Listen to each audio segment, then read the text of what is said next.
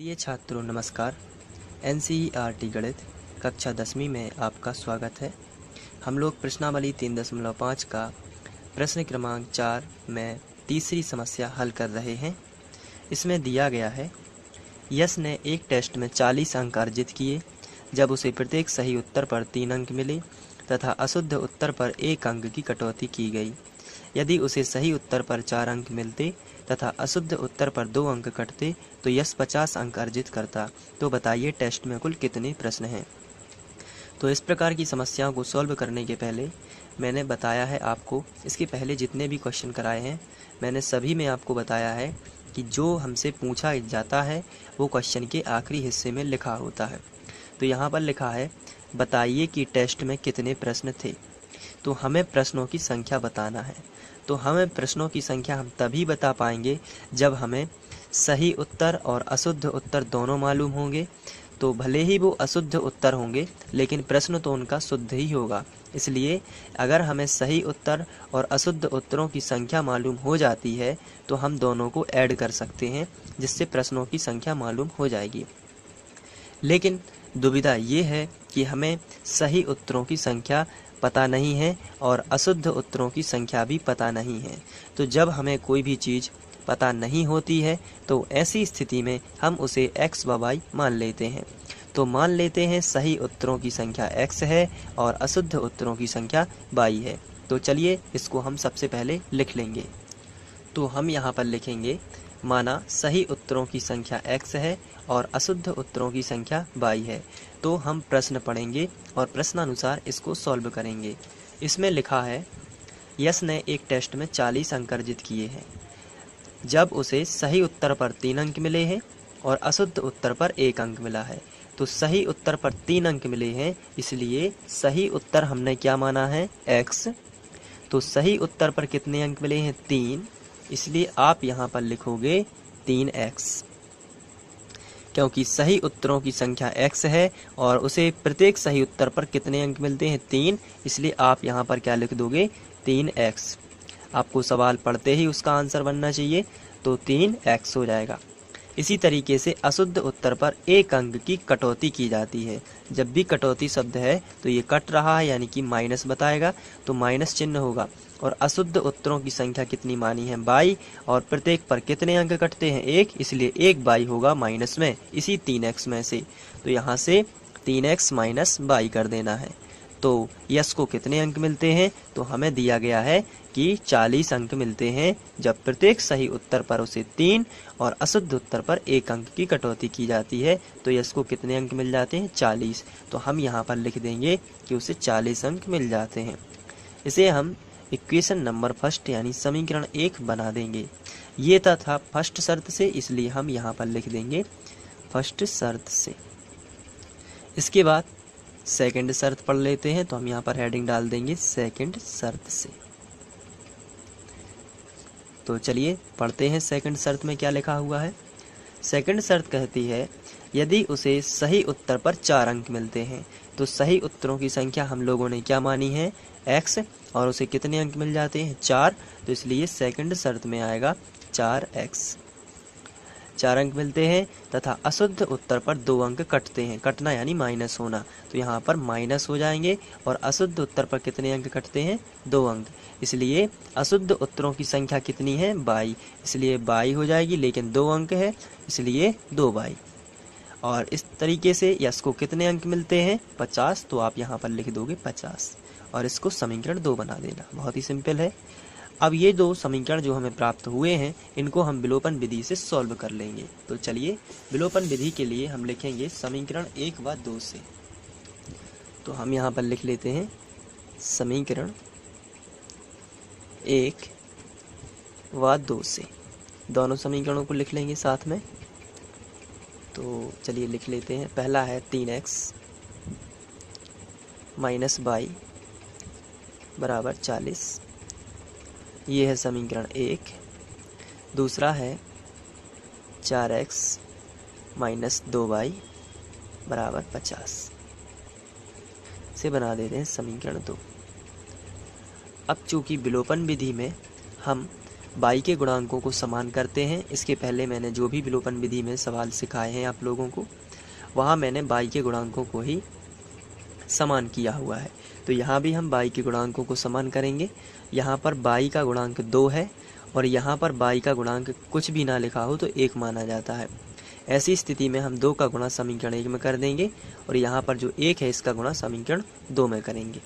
ये विलोपन विधि होती है। तो हम यहाँ पर लिखेंगे समीकरण 1 में 2 से गुणा, ध्यान रखना है चिन्हों का गुणा नहीं होता है, 2 से गुणा तथा समीकरण 2 में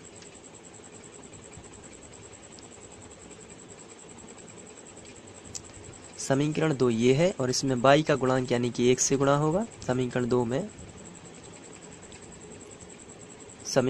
में 1 से गुणा करने पर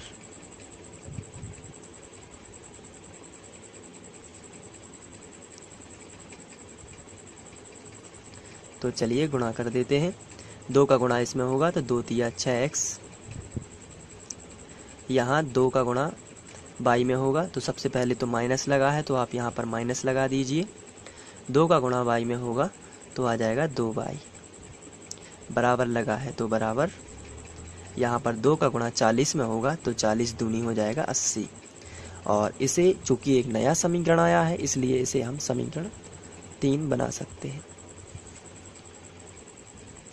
इसके बाद ये जो 1 है इसका गुणा समीकरण 2 में होगा तो 1 का गुणा किसी भी समीकरण में होगा वो समीकरण ज्यों का त्यों आएगा। तो ये आएगा 4x माइनस 2 बाई बराबर 50। ये भी एक नया समीकरण है इसलिए इसको हम समीकरण 4 बना देंगे। इसके बाद यहाँ जो बाई का गुणांक है उसमें जो चिन्ह है वो समान है और विलोपन विधि में मैंने आपको बताया है समान चिन्हों में घटाने पर। तो यहाँ पर हम लिखेंगे घटाने पर, तो घटाएंगे तो यहाँ पर माइनस चिन्ह लगा देना है और घटाने में यहाँ पर एक लाइन खींच लेते हैं सबसे पहले। और इसके बाद ये जो 4x लिखा है इसमें कोई भी चिन्ह नहीं लगा है तो ये प्लस का माना जाता है। इसी तरीके से जो 50 लिखा है इसमें कोई चिन्ह नहीं लगा है तो ये भी प्लस का माना जाता है। घटाने में हम नीचे वाले समीकरणों के सभी पदों के चिन्ह बदल देते हैं, इसलिए ये धन का है तो ये ऋण का हो जाएगा, इसी तरीके से ऋण का है तो ये धन का हो जाएगा और ये धन में है तो ये ऋण में हो जाएगा। तो अब यहाँ पर 6x में से 4x चले जाएंगे क्योंकि माइनस के 4x हैं तो 2x बचेगा। यहाँ पर माइनस का 2x और प्लस का 2x कैंसिल हो जाएगा तो ये कैंसिल कर देते हैं। बराबर में बचेगा प्लस का 80 है और माइनस का 50 है। बड़ी संख्या में से छोटी संख्या घटा देनी है तो आएगा 30 और ये प्लस का ही रहेगा क्योंकि बड़ी संख्या जो थी वो धन की ही है।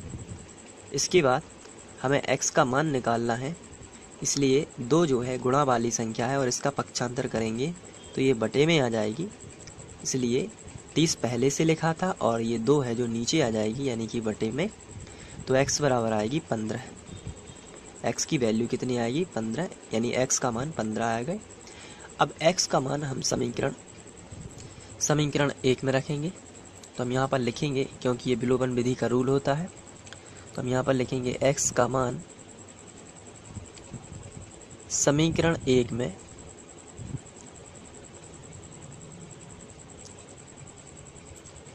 रखने पर। तो चलिए समीकरण 1 में रख देते हैं। मैं आपको दिखाने के लिए समीकरण 1 यहाँ पर सबसे पहले लिख लूँगा जो कि है 3x माइनस वाई बराबर 40। ये है समीकरण 1। अब यहाँ पर x का मान 15 है तो हम यहाँ पर रख देते हैं।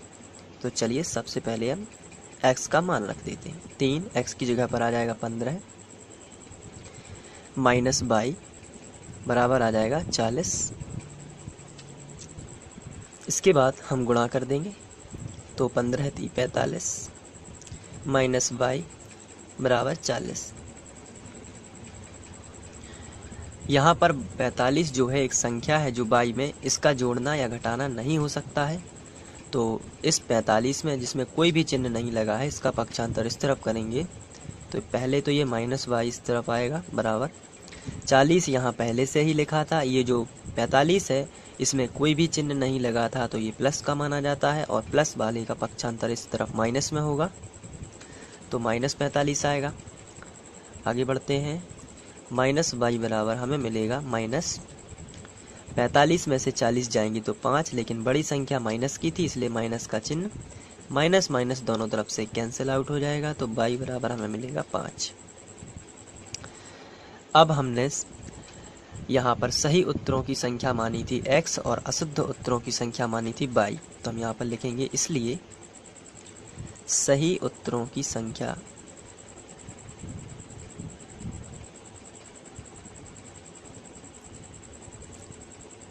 हमने मानी थी x, और x की वैल्यू आप ऊपर देख सकते हैं 15 है, तो आप यहाँ पर लिखोगे 15, और अशुद्ध उत्तरों की संख्या यहाँ पर लिख लेते हैं।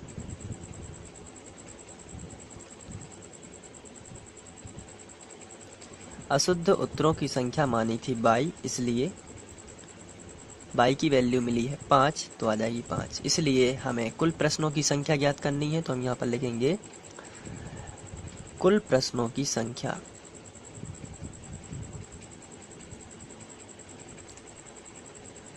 तो कुल प्रश्नों की संख्या आ जाएगी, सही और अशुद्ध दोनों उत्तर जुड़ जाएंगे यानी 15 + 5 तो यह आएगा 20। तो कुल प्रश्नों की संख्या कितनी थी? 20। तो इस तरीके से आप इस क्वेश्चन को सॉल्व कर सकते हैं। Thank you.